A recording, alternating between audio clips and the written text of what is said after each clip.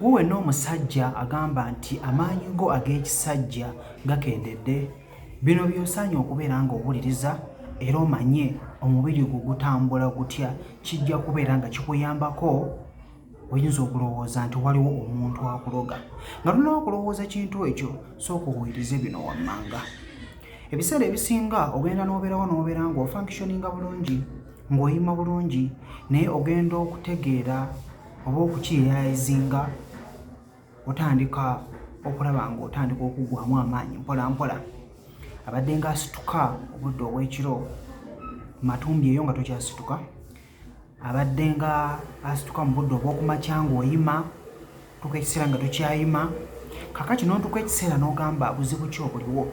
Omukyala atandika kulowooza nti oyenda, kumbe toyenda, wabula waliwo obuzibu naawe w'otamanyi. Obadde okimanyi nti infection eno eyinza okuba mu mubiri gwo naye nga tomanyi. Badde nga nfuna messages nnyingi, naye ate kino nga tonnalowooza nti bandoga, sooka okiteekekokko mu matu. Mbadde nkusaba osooke ogendekokko mu ddwaliro. Oyinza okugamba nti maze n'ekizibu kino myezi ng'etaano oba esatu.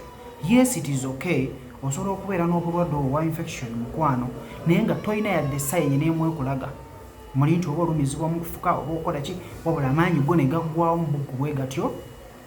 So bw'ona ogenda mu ddwaliro, otandika okubeera ng'ofuna obujjanjabi era enkyukakyuka ojja kulaba nga ekomawo. Singa enkyukakyuka tedda oba singa bakugamba nti tolina infection, then manya nti wajja kubaawo obuzibu obulala. Ojja ntambye ssemuto, mbeera bulungi.